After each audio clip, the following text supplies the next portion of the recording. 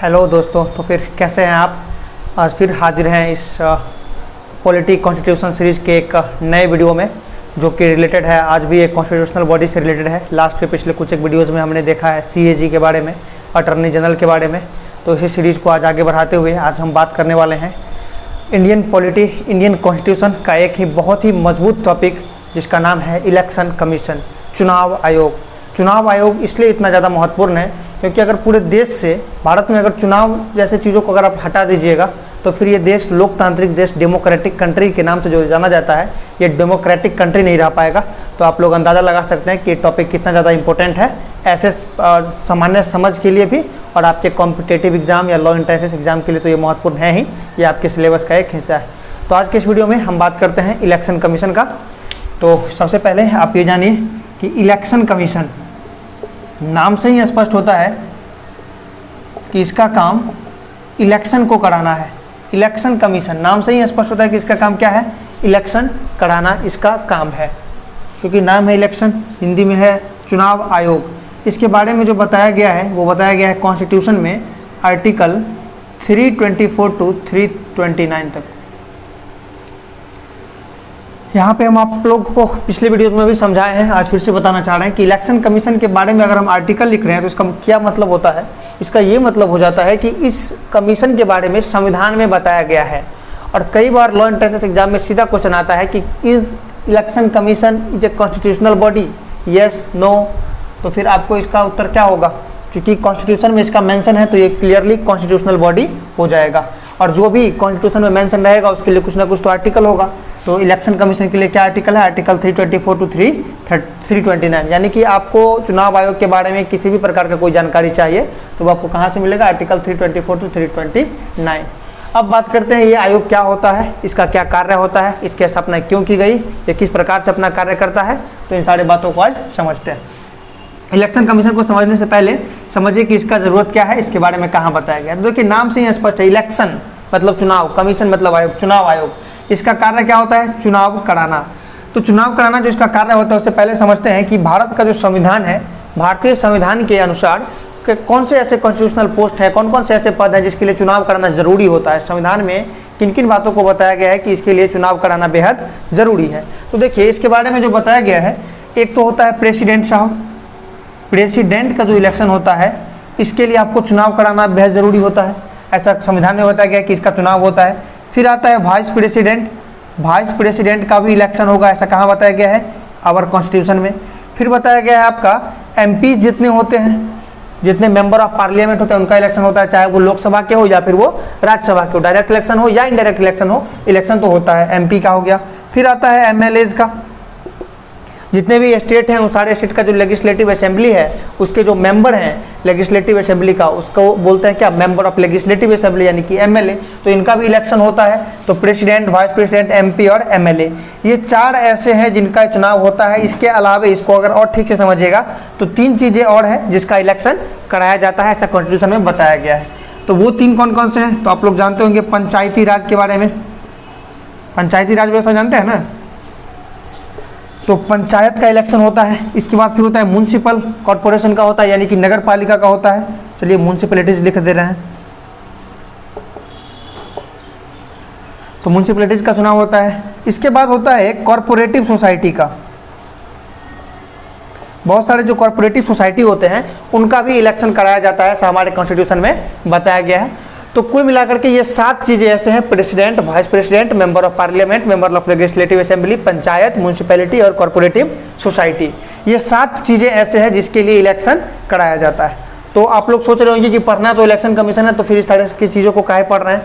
तो election commission क्यों पढ़ना है, इसका क्या काम होता है, इसको ये ज़रूरी ही क्यों है, इलेक्शन कमीशन का देश में क्या ज़रूरत है, इसको समझने के लिए हम पहले बैकग्राउंड तैयार कर रहे हैं, और ये बैकग्राउंड के रूप में आपको समझाया जा रहा है कि इसमें कुल 7 ऐसे चुनाव हैं जो कॉन्स्टिट्यूशन में बताया गया है कि इसका चुनाव करवाना है। प्रेसिडेंट के बारे में अगर आप बात कीजिएगा तो प्रेसिडेंट के बारे में जो चुनाव का बात बताया गया है वो आर्टिकल 54 में बताया गया। आप लोग जानते होंगे, प्रेसिडेंट चैप्टर आप लोगों ने ऑलरेडी पढ़ा हुआ है। तो प्रेसिडेंट के बारे में बताया गया आर्टिकल 54 में। वाइस प्रेसिडेंट के बारे में बताया आर्टिकल 66, इसमें बताया गया है manner of election vice president का।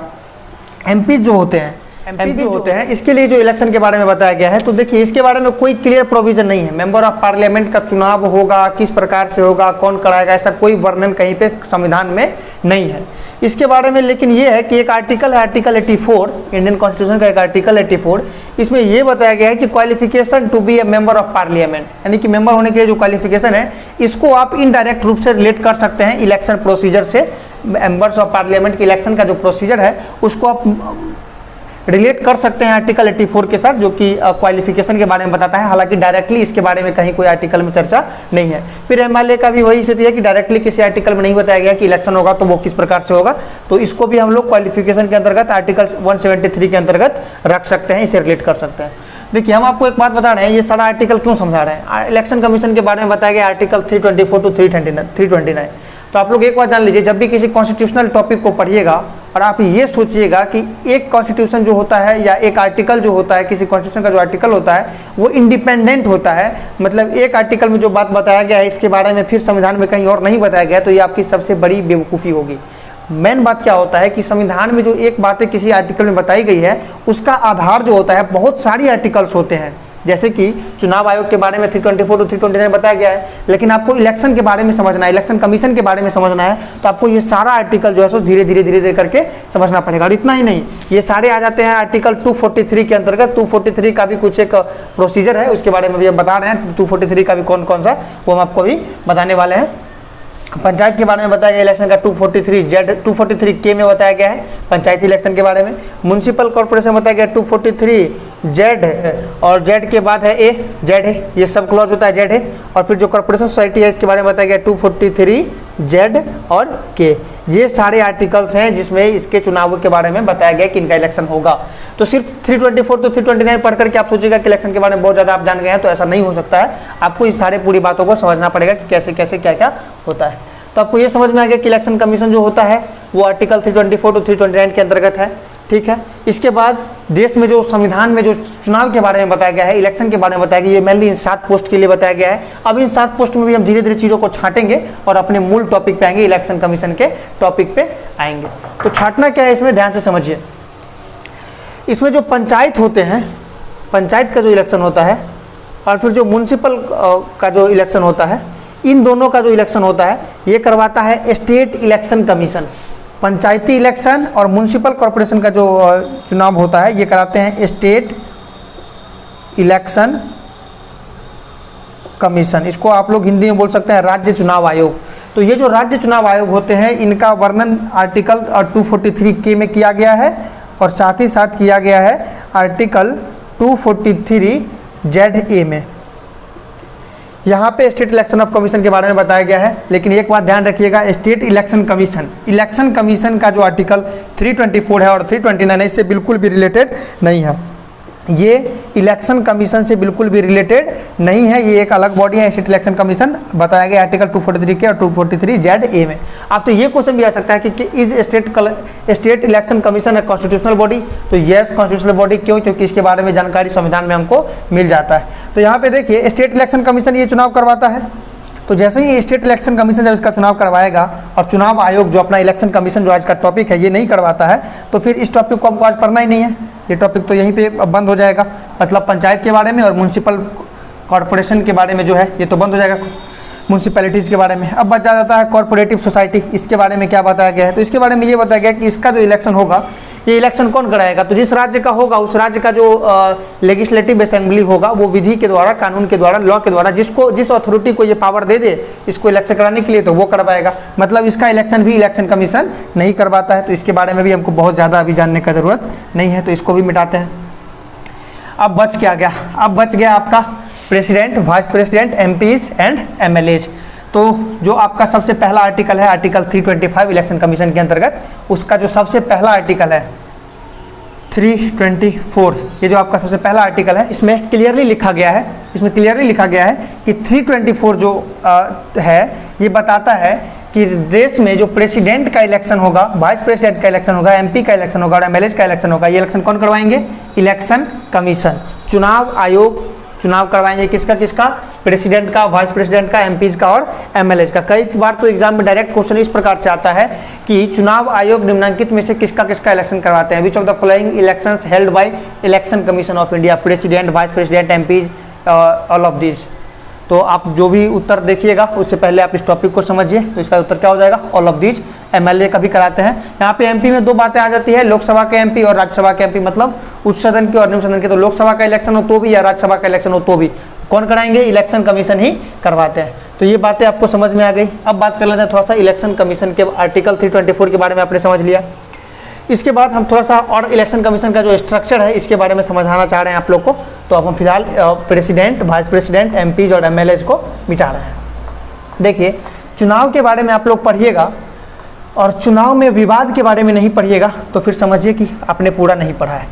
चुनाव जब भी होता है विवाद हो ही जाता है।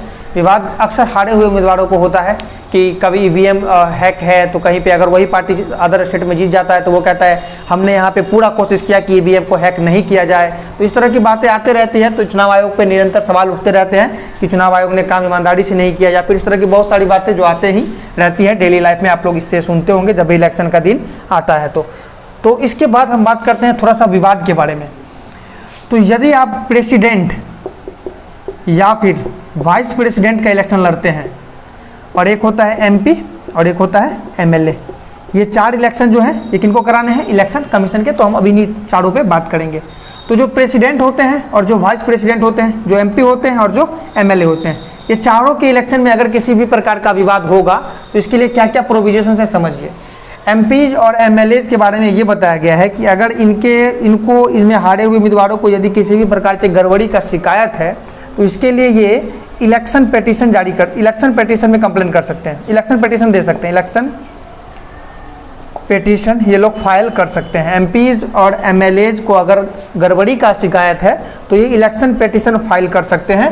लेकिन अगर प्रेसिडेंट और वाइस प्रेसिडेंट को शिकायत है तो इनको इलेक्शन पेटिशन फाइल करने का जरूरत नहीं है। इनके लिए जो व्यवस्थाएं की गई है आर्टिकल 71 में। आर्टिकल 71 जब आप इंडियन कॉन्स्टिट्यूशन का पढ़िएगा तो उसमें आपको पता चलेगा कि प्रेसिडेंट और वाइस प्रेसिडेंट के चुनाव में अगर किसी को हारे हुए उम्मीदवार को किसी भी प्रकार का शिकायत है तो उसका सुनवाई आर्टिकल 71 के थ्रू कौन करता है, सुप्रीम कोर्ट। कौन करता है, सुप्रीम कोर्ट। और सुप्रीम कोर्ट जो निर्णय देता है वो निर्णय माना जाता है। तो ये हो गया प्रेसिडेंट वाइस प्रेसिडेंट के बारे में। लेकिन एमपी और एमएलए के बाद इसको हमने अलग वर्ग में क्यों कर दिया है, तो देखिए अलग करने का कारण ये है कि यदि आप इस चुनाव में आपको गड़बड़ी का शिकायत है तो आपको करना पड़ेगा इलेक्शन पेटिशन फाइल। और इलेक्शन पेटिशन फाइल कहाँ कीजिएगा, ये थोड़ी सी लंबी कहानी है, इसको आप लोगों को समझना पड़ेगा। साथ ही साथ ये भी जान लीजिए कि वो जो अभी हमने पंचायत का लिखा था इलेक्शन, पंचायत का इलेक्शन और म्यूनसिपैलिटीज का जो इलेक्शन होता है, इसमें भी अगर आपको किसी भी प्रकार की गड़बड़ी का शिकायत है तो इसके लिए भी आपको इलेक्शन पेटिशन फाइल करना होगा। लेकिन प्रेसिडेंट और वाइस प्रेसिडेंट की स्थिति में ऐसा नहीं है। इसमें आर्टिकल 71 के थ्रू सुप्रीम कोर्ट में आपका मामला जाता है। लेकिन एमपीज और एमएलएज के मामले में ओवरऑल समझिए तो इलेक्शन पेटिशन फाइल होता है और वो मामला का सुनवाई होता है हाई कोर्ट में। कहाँ सुनवाई होता है, हाई कोर्ट में। लेकिन किस प्रकार से हाई कोर्ट आया, ये फाइल कैसे होता है, इन सारी चीज़ों के बारे में अभी हम बात करने वाले हैं और आपको हम बताते हैं थोड़ा सा इलेक्शन पेटिशन के बारे में।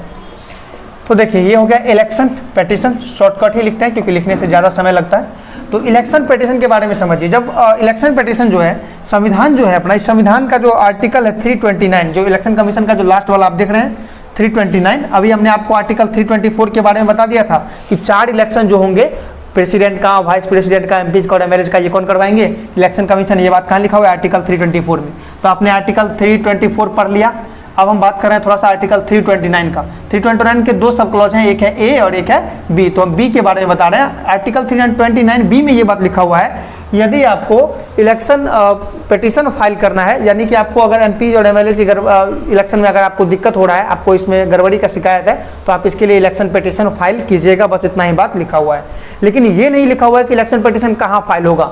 इलेक्शन पेटिशन कहाँ फाइल होगा इसके लिए कोई जानकारी संविधान में नहीं है। इस बात पे संविधान चुप है, मतलब इसका कोई आंसर नहीं है। तो फिर क्या होता है कि स्टार्टिंग में क्या था, इलेक्शन पेटिशन के मामले में एक था कॉलेजियम बनाया हुआ था, एक व्यवस्था बनाया हुआ था और एक कमेटी बनाया हुआ था। उस कमेटी में क्या होता था कि इसके पेटिशन को सुनवाई किया जाता था, वहाँ पे इसको फाइल किया जाता था। लेकिन वो जो प्रोसेस था वो बहुत ही स्लो था, बहुत ही स्लो प्रोसेस था, मतलब उसमें सुनवाई होने में काफ़ी समय लग जाता था। तो इस वजह से क्या हुआ कि 1966 में एक अमेंडमेंट किया गया 19th कॉन्स्टिट्यूशनल अमेंडमेंट। इस अमेंडमेंट के थ्रू क्या हो गया कि ये जो एक कॉलेजियम व्यवस्था में जाता था, ये एक जो कमेटी के अंतर्गत जाता था पिटीशन, ये अब वहाँ नहीं जा करके ये अब कहाँ जाता है, हाई कोर्ट में। मतलब ये तय कर दिया गया कि 19th अमेंडमेंट के द्वारा कि इलेक्शन पिटीशन का सुनवाई किसी कमेटी के द्वारा नहीं होगा, ये अब कहाँ हो जाएगा, हाई कोर्ट में आ जाएगा। मतलब हाई कोर्ट को ज्यूरिसडिक्शन, हाई कोर्ट के ज्यूरिसडिक्शन पावर में ये दे दिया गया कि इलेक्शन पिटीशन जो भी फाइल होगा उसका सुनवाई कौन करेंगे, हाई कोर्ट करेंगे। ये कब किया गया, 1966 में 19th अमेंडमेंट के द्वारा। तो आज तक, आज इस डेट में आप लोग पढ़ाई कर रहे हैं 2021 तक, तो ऐसा व्यवस्था है कि अगर आपको एमपी, एमएलए, पंचायत इलेक्शन में अगर आपको किसी प्रकार की गड़बड़ी का शिकायत है तो उसके लिए आप कंप्लेन करने के लिए कहाँ जा सकते हैं, हाई कोर्ट में। तो कई बार क्वेश्चन आता है कि अगर आप प्रेसिडेंट के चुनाव में किसी कैंडिडेट को शिकायत है तो वो कहाँ कंप्लेन कर सकता है, तो वो कर सकता है सुप्रीम कोर्ट में। और अगर किसी को एमपीज के चुनाव में दिक्कत हो रहा है तो वो कहाँ कंप्लेन कर सकता है, हाई कोर्ट में। तो ये बातें आपको समझ में आ गया, इलेक्शन पिटीशन के बारे में समझ में आ गया, 19th अमेंडमेंट आप लोगों ने समझ लिया। अब ये भी समझ लीजिए कि ये प्रोविजन कैसे किया गया, 19th अमेंडमेंट जो है इसके और द्वारा और क्या क्या किया गया, इस बात को भी समझ लीजिए। तो देखिए, एक कानून है, एक अधिनियम है, संसद बनाया था, पीपुल्स रिप्रेजेंटेटिव एक्ट 1951 का ये कानून है, पीपुल्स रिप्रेजेंटेटिव एक्ट 1951। इस कानून का एक सेक्शन है, सेक्शन 80A। ये जो सेक्शन 80A है ये बताता है, इसी में इस बात को लिख दिया गया कि जो है सो इलेक्शन पिटीशन पे सुनवाई कहाँ होगा, आपसे हाई कोर्ट में। जब 1966 में 19th अमेंडमेंट किया गया और इस कमेटी से हटा करके पावर को जब हाई कोर्ट को दिया गया, तो इसके लिए संसद ने जो कानून बनाया था, वो कानून क्या था, पीपुल्स कानून नहीं बनाया था, कानून ऑलरेडी था, इसमें जो मॉडिफाई करके सेक्शन 80A जोड़ दिया था, वो 80A में क्या लिख दिया था कि इलेक्शन पिटीशन पे सुनवाई कौन कर सकते हैं, हाई कोर्ट। तो ये बात आपको समझ में आ गया, तो अब इसको भी मिटाते हैं। तो आपको इलेक्शन पिटीशन के बारे में समझ में आ गया, आपको ये भी समझ में आ गया कि इलेक्शन कमीशन किनका किनका चुनाव कराते हैं, इनका काम क्या है, इनका काम है चुनाव कराना। अगर चुनाव शब्द को हटा दीजिएगा ना आप कॉन्स्टिट्यूशन से या फिर अपने कंट्री से, तो क्या हो जाएगा, देश डेमोक्रेटिक ही नहीं रह जाएगा। आपको पता है कि डेमोक्रेटिक कंट्री किसको कहते हैं, डेमोक्रेटिक कंट्री उस कंट्री को कहा जाता है जहाँ पे जनता के द्वारा ही जनता का शासन चुना जाता है। तो जनता के द्वारा ही जनता का शासन चुने जाने का एकमात्र तरीका क्या है, इलेक्शन है ना, वोटिंग। तो अगर इस चीज़ को अगर आप हटा दीजिएगा तो ये दिक्कत हो जाएगा। इलेक्शन कमीशन के बारे में आपने इतना कुछ जाना, अब हम थोड़ा सा और इस पे बात करते हैं इलेक्शन कमीशन के बारे में। तो देखिए, ये जो अपना मूल संविधान था, संविधान जब बना था तभी से इलेक्शन कमीशन के बारे में उसमें बताया गया है। यानी कि आप ये कह सकते हैं कि इलेक्शन कमीशन का स्थापना कब हुआ था, तो आप कह सकते हैं इसे 25 जनवरी 1950। आपको पता है संविधान कंप्लीटली लागू कब हुआ था, 26 जनवरी 1950 को। संविधान पूरा का पूरा लागू कब हुआ था, 26 जनवरी 1950 को। और उससे संविधान लागू होने से एक दिन पहले 25 जनवरी 1950 को इलेक्शन कमीशन का स्थापना किया गया था। तो अगर आपसे ये पूछा जाए when was election commission established, 25 जनवरी 1950। इसके बाद ये भी एक बात जान लीजिए 25 जनवरी से रिलेटेड कि 25 जनवरी 1950 को चूंकि इलेक्शन कमीशन का स्थापना हुआ था, इसी वजह से एवरी ईयर हम लोग क्या कर रहे हैं अब कि 25 जनवरी को वोटर्स डे मना रहे हैं, नेशनल वोटर्स डे। ये भी याद रखिएगा, कई बार लॉ एंट्रेंस क्वेश्चन में क्वेश्चन आया है ये कि voters day, national voters day कब सेलिब्रेट किया जाता है, तो 25 जनवरी। समझ आ गया आपको ये भी बात। 25 जनवरी 1950 को इसका स्थापना हुआ था। तो जो मूल संविधान था, जिस 25 जनवरी 1950 को जो इलेक्शन कमीशन के बारे में बताया गया था, वो बताया गया था कि इलेक्शन कमीशन जो होंगे ये सिंगल मेंबर होंगे, single member body, single member body, single member body है। यानी कि कॉन्स्टिट्यूशन जो था, मूल कॉन्स्टिट्यूशन जो था, उसमें ये बताया गया कि इलेक्शन कमीशन में सिर्फ एक ही मेंबर होंगे, यानी कि जो होंगे वही फिर चीफ इलेक्शन कमीशन हो जाएंगे, मुख्य चुनाव आयुक्त। सिंगल मेंबर बॉडी यानी कि उसमें एक ही सदस्य होते हैं। आपको पता है कि अभी वर्तमान में चुनाव आयोग में 3 सदस्य होते हैं, एक मुख्य चुनाव आयुक्त और 2 चुनाव आयुक्त। लेकिन मूल संविधान में ऐसा नहीं था। मूल बेसिक कॉन्स्टिट्यूशन में ये बताया गया था कि election commission single member body ही होंगे। हालांकि उसमें छूट दे दिया गया था। अभी हम आर्टिकल के बारे में बताएंगे आपको, 324 तो 329 सारे आर्टिकल्स के बारे में जब हम आपको बताएंगे तो आपको समझ आ जाएगा ये बात। तो उसमें इस बात का छूट जरूर दे दिया गया था कि अगर राष्ट्रपति को लगता है कि इसमें ज़रूरत है और भी बॉडी को बढ़ाने का और भी मेंबर्स को बढ़ाने का, तो ये बढ़ाया जा सकता है। कैसे बढ़ाया जा सकता है? पार्लियामेंट का जो कानून है, नियमों के आधार पर बढ़ाया जा सकता है। तो 1950 से लेकर के 1989 तक, 1950 से लेकर के 1989 तक ये जो इलेक्शन कमीशन था ये सिंगल मेंबर बॉडी ही था। लेकिन 1989 में क्या हुआ, 1989 में क्या हुआ कि संविधान में संशोधन किया गया, 61st constitutional amendment, 61st constitutional amendment. इस 61st कॉन्स्टिट्यूशनल अमेंडमेंट जो कि 1989 में हुआ था, ये कब हुआ था? 16 16 अक्टूबर 1989 को हुआ था। इसके द्वारा क्या कर दिया गया कि सिंगल मेंबर बॉडी को कर दिया गया multi member body, multi member body. इसका मतलब ये हो गया कि एक से अधिक लोग चुनाव आयोग में होंगे। चुनाव आयोग जो है, इलेक्शन कमीशन जो है, इस कमीशन में एक से अधिक मेंबर होंगे। और उस वक्त जो है तो इसको मल्टी मेंबर किया गया था। कब? 16 अक्टूबर 1989 का जो 61st कॉन्स्टिट्यूशनल अमेंडमेंट हुआ था, इसके द्वारा चुनाव आयोग जो एक सदस्यीय था उसको बहुसदस्यीय बना दिया गया था, मतलब एक से अधिक मेंबर होंगे। लेकिन ये नियम ज़्यादा दिन तक चला नहीं। 1990 में फिर कुछ ऐसा दिक्कत हो गया, कुछ एक ऐसे मामले आ गए जिसकी वजह से क्या हुआ कि 1990 में सरकार का भयंकर विरोध कहिए या बहुत सारी बातें थी, जिसके द्वारा 1990 में क्या हुआ कि इसको फिर से सिंगल मेंबर बॉडी कर दिया गया, सिंगल मेंबर बॉडी। ध्यान से समझिएगा, मूल कॉन्स्टिट्यूशन में ये सिंगल मेंबर बॉडी था। 16 अक्टूबर 1989 को 61st कॉन्स्टिट्यूशनल अमेंडमेंट होता है। इसमें क्या होता है कि सिंगल मेंबर बॉडी को मल्टी मेंबर बॉडी कर दिया जाता है। फिर इसका जैसे ही विरोध होता है तो 1980 में इसे वापस फिर से सिंगल मेंबर बॉडी कर दिया जाता है। तो यहाँ पे 16 अक्टूबर 1989 को जो 61st कॉन्स्टिट्यूशनल अमेंडमेंट हुआ था, यहाँ पे एक और बात इंपॉर्टेंट है, याद रखिएगा आप लोग। कई बार लॉ इंटेंसिव क्वेश्चन में तो न जाने कितनी बार आया है, तो आप इसे कह सकते हैं कि हज़ारों बार आया। चूँकि 1000 बार तो नहीं कहा जा सकता है, लेकिन फिर भी आप कहने के लिए कह सकते हैं। इसमें क्या है इंपॉर्टेंट बात, ध्यान से समझिए।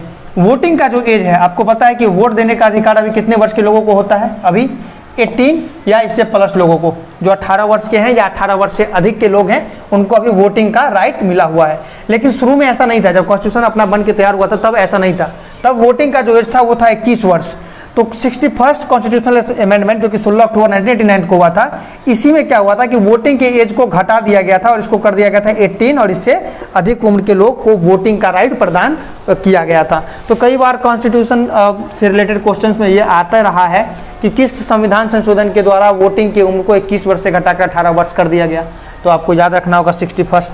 आपसे ये पूछ सकता है कि 61st कॉन्स्टिट्यूशनल अमेंडमेंट कब हुआ था, तो 1989 में। आपसे ये पूछ सकता है कि किस संविधान संशोधन द्वारा इलेक्शन कमीशन को सिंगल मेंबर से मल्टी मेंबर बना दिया गया था, तो 16 अक्टूबर 1989 को 61st कॉन्स्टिट्यूशनल अमेंडमेंट के द्वारा। आपसे ये भी पूछा जा सकता है कि फिर किस वर्ष संविधान में संशोधन करके इलेक्शन कमीशन जो कि मल्टी लेयर हो गया था, उसको फिर से वापस पुनः से सिंगल मेंबर कर दिया गया, तो ये 1999 में। लेकिन ये 1990 में इस पर केस हो गया है। इसमें क्या हुआ कि जैसे ही ये मल्टी मेंबर हुआ ना, तो मल्टी मेंबर हुआ तो एक से अधिक मेंबर का उस पर नियुक्ति हो गया, और जैसे ही फिर से उसको सिंगल मेंबर बॉडी किया गया, तो सिंगल मेंबर बॉडी होते ही वो जो 2 एक्स्ट्रा मेंबर थे जो ऑलरेडी मल्टी मेंबर के अंतर्गत अपने पोस्ट पे कायम थे, काबिज थे, उनका क्या हुआ कि उनका तो सेवा समाप्त हो गया, उनका सेवा ही समाप्त कर दिया गया।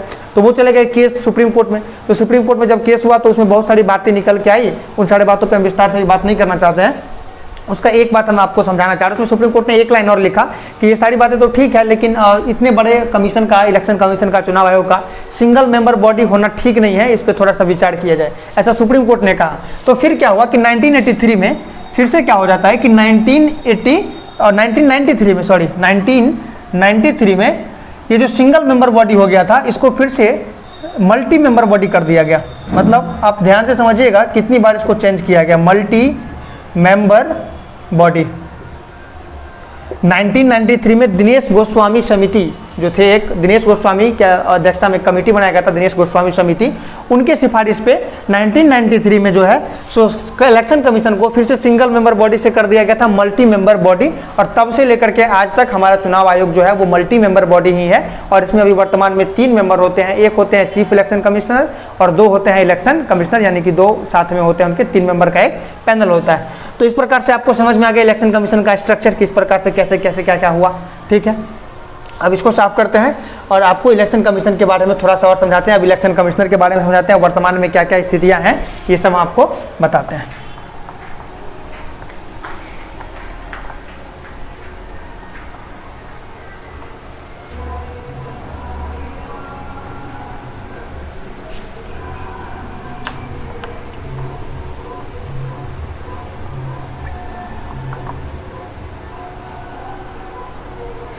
तो चलिए शुरू करते हैं, अपनी बातों को आगे बढ़ाते हैं।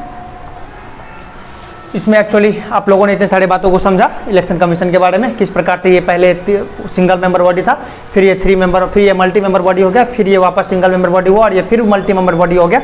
इन सारी बातों को आप लोगों ने समझा। साथ ही साथ आपने इलेक्शन पिटीशन के बारे में जाना। एक और बात इलेक्शन पिटीशन के संदर्भ में छूट गया था, वो भी आप लोग समझ लीजिए।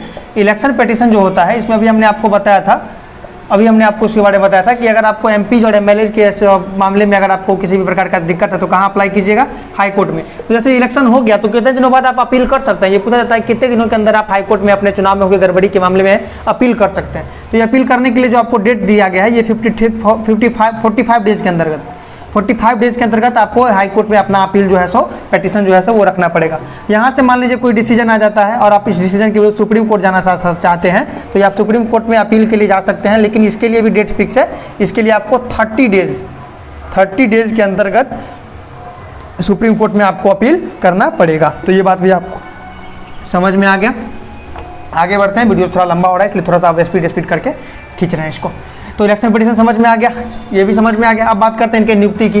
तो अभी वर्तमान में क्या है कि इलेक्शन कमीशन के 3 मेंबर होते हैं। एक होते हैं समझिए कि हेड होते हैं ये चीफ इलेक्शन कमिश्नर, इनके साथ ही 2 होते हैं, एक ये और एक ये, 1 2 और ये होते हैं हेड। इनका कर देते हैं 1, इनको करते हैं 2 और इनको करते हैं 3। तो ये होते हैं चीफ इलेक्शन कमिश्नर और साथ ही साथ ये दोनों होते हैं इनके साथ में इलेक्शन कमिश्नर। तो इसके बारे में समझिए, इनका तीनों का अपॉइंटमेंट कौन करते हैं, ये तीनों अपॉइंटेड बाय होते हैं प्रेसिडेंट। इनका अपॉइंटमेंट किनके द्वारा होता है बच्चे, प्रेसिडेंट के द्वारा, ठीक है। तो जब प्रेसिडेंट के द्वारा अपॉइंटमेंट होता है तो आपको हमने पहले भी बताया था कि रेजिग्नेशन भी ज़्यादातर मामलों में ये होता है कि जिनके द्वारा अपॉइंटमेंट होता है रेजिग्नेशन भी उन्हीं को दिया जाता है। तो प्रेसिडेंट जो है सो इनको अपॉइंट करते हैं और ये रेजिग्नेशन भी किसको दे सकते हैं, प्रेसिडेंट को ही दे सकते हैं। इसके मामले में और बात बताया गया है कि ये जो चीफ इलेक्शन कमीशन होते हैं इनको हटाने के लिए, चीफ वाले को हटाने के लिए जो होता है सो आपको सुप्रीम कोर्ट के जजेस को जिस प्रकार से आप हटाते हैं यानी कि इम्पीचमेंट प्रोसेस, उसी प्रोसेस को फॉलो करके आप चीफ इलेक्शन कमिश्नर को हटा सकते हैं। चीफ इलेक्शन कमिश्नर को आप ऐसे नहीं हटा सकते, इनको हटाने के लिए सुप्रीम कोर्ट के जजेस को हटाने का जो प्रक्रिया फॉलो किया जाता है जो कि आर्टिकल 24 में वर्णित है, तो उसी प्रक्रिया को आपको फॉलो करना पड़ेगा supreme court of election commission के जज को इलेक्शन कमीशन के चीफ इलेक्शन कमिश्नर को हटाने के लिए, ठीक है। साथ ही ये जो दोनों होते हैं, ये जो दोनों मेंबर होते हैं इलेक्शन कमिश्नर, जो इनको इलेक्शन कमिश्नर कहा जाता है, ये मेंबर होते हैं और ये चीफ होते हैं और ये दोनों चीफ कमिश्नर कहलाते हैं। तो इन दोनों को हटा सकते हैं प्रेसिडेंट। कौन हटा सकते हैं, प्रेसिडेंट, लेकिन रिकमेंडेशन होगा किनका, चीफ इलेक्शन कमिश्नर का। इनके सलाह पे इन दोनों को हटा सकते हैं कौन, प्रेसिडेंट। तो आपको ये भी समझ में आ गया। अब थोड़ा सा और आगे बात करते हैं। अभी आप लोग सोचिएगा कि वर्तमान में चीफ इलेक्शन कमिश्नर कौन है, तो ये जवाब आप लोग को पता होगा, सुशील चंद्रा। ये कौन है अभी, चीफ इलेक्शन कमिश्नर, और ये 24 नंबर के चीफ इलेक्शन कमिश्नर हैं। तो इस बात को हटाते हैं। रेजिग्नेशन भी आपको समझ में आ गया, चीफ इलेक्शन कमिश्नर को कैसे हटाया जा सकता है ये बात भी आपको समझ में आ गया। अब थोड़ा सा आर्टिकल पे बात करते हैं। तो आर्टिकल के बारे में बात कर लेते हैं थोड़ा सा, और उससे पहले थोड़ा सा टेन्योर देख लेते हैं, इनका टेन्योर कितना होता है। तो चीफ इलेक्शन कमिश्नर या फिर जो इलेक्शन कमिश्नर होता है, इनका जो टेन्योर होता है, इनके टेन्योर में बताया गया है कि या तो ये 6 ईयर्स तक अपने पद पे रहेंगे या फिर 65 ईयर्स तक रहेंगे। अगर कोई व्यक्ति 50 साल की उम्र में अपने पोस्ट पे चीफ इलेक्शन कमिश्नर के पोस्ट पे आ जाता है तो इसके लिए लागू होगा 6 ईयर्स का कंसेप्ट। अगर कोई व्यक्ति 60 ईयर्स के एज में इस पोस्ट पे आता है तो उसके लिए 65 ईयर्स के लिए कंसेप्ट लागू होगा, क्योंकि अगर इसके लिए 6 ईयर्स लागू होगा तो 66 ईयर्स तक हो जाएगा ना। तो मैक्सिमम 65 वर्ष से ज़्यादा नहीं और 6 वर्ष तक सेवा का अवधि रहेगा उनका। टेन्योर भी आपको समझ में आ गया। इनका जो वेतन भत्ता वगैरह सब मिलता है ये सब कंसोलिडेटेड फंड ऑफ इंडिया से मिलता है। तो ये सारी बातें आपको समझ में आ गई। फर्स्ट इलेक्शन कमिश्नर जो थे वो थे Sukumar Sen first election commissioner थे।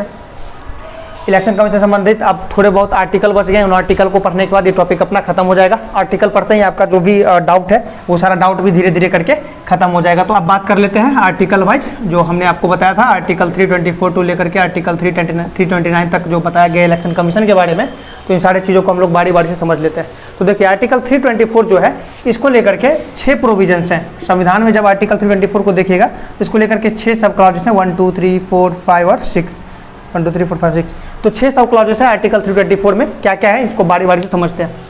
सबसे पहला क्लॉज ये है 324(1) ये है कि जो देश में जो राष्ट्रपति का चुनाव, वाइस प्रेसिडेंट का चुनाव या फिर मेंबर ऑफ पार्लियामेंट या मेंबर ऑफ लेजिस्लेटिव असेंबली का जो चुनाव होगा, इस चुनाव को कराने का काम किनका होगा, इलेक्शन कमीशन का। ये बात बताया गया 324(1) में। 324(2) जो है इसमें बात किया गया अपॉइंटमेंट का। अपॉइंटमेंट का मतलब समझिए कि ऐसा बताया गया है 324(2) में कि इलेक्शन कमीशन जो होंगे, इलेक्शन कमिश्नर जो होंगे, उनका अपॉइंटमेंट कौन करेंगे? प्रेसिडेंट साहब। और समय समय पे प्रेसिडेंट क्या करेंगे कि इलेक्शन कमिश्नर की संख्या को घटाना या बढ़ाना इन्हीं का काम होगा। घटाना या बढ़ाने का मतलब समझ लीजिए, हमने आपको पहले बताया था कि सिंगल मेंबर बॉडी था इलेक्शन कमिश्नर, फिर 3 मेंबर बॉडी हुआ, फिर 1 मेंबर हुआ। तो जो संख्या घट रहा है बढ़ रहा है, तो ये घटाना बढ़ाना राष्ट्रपति का काम होगा। ये किस आधार पर करेंगे? ये प्रेसिडेंट, पार्लियामेंट जो कानून इनको बना करके देगा, इसी के आधार पर प्रेसिडेंट संख्या को घटा बढ़ा सकते हैं। और जो भी संख्या होगा उनका नियुक्ति कौन करेंगे? अपॉइंटमेंट कौन करेंगे? प्रेसिडेंट करेंगे। फिर बात आता है आर्टिकल 324(3) का। इसमें ये बताया गया है कि अगर एक से अधिक इलेक्शन कमिश्नर होते हैं कमेटी में, इलेक्शन कमीशन में अगर एक से अधिक होते हैं लोग, तो उसमें जो चीफ इलेक्शन कमिश्नर होंगे ये चेयरमैन होंगे उस कमेटी का। चेयरमैन अगर एक से अधिक लोग होंगे तो फिर उसका एक चेयरमैन हो जाना बेहद जरूरी होता है। उसका अध्यक्ष कौन होगा? तो उसका अध्यक्ष हो जाएगा चीफ इलेक्शन कमिश्नर। ये बात बताया गया आर्टिकल 324(3) में। फिर 324(4) में क्या बताया गया? 4 में बताया गया कि अगर राष्ट्रपति को लगे या चुनाव आयोग के मुख्य जो आयुक्त होते हैं उनको लगता है, यानी चीफ इलेक्शन कमिश्नर को ये लगे कि उनके सहायता के लिए उनको और ज़्यादा लोगों की जरूरत है, तो ऐसी परिस्थिति में राष्ट्रपति अपॉइंट कर सकते हैं रीजनल ऑफिसर का। रीजनल ऑफिसर का अपॉइंटमेंट कौन कर सकते हैं? प्रेसिडेंट।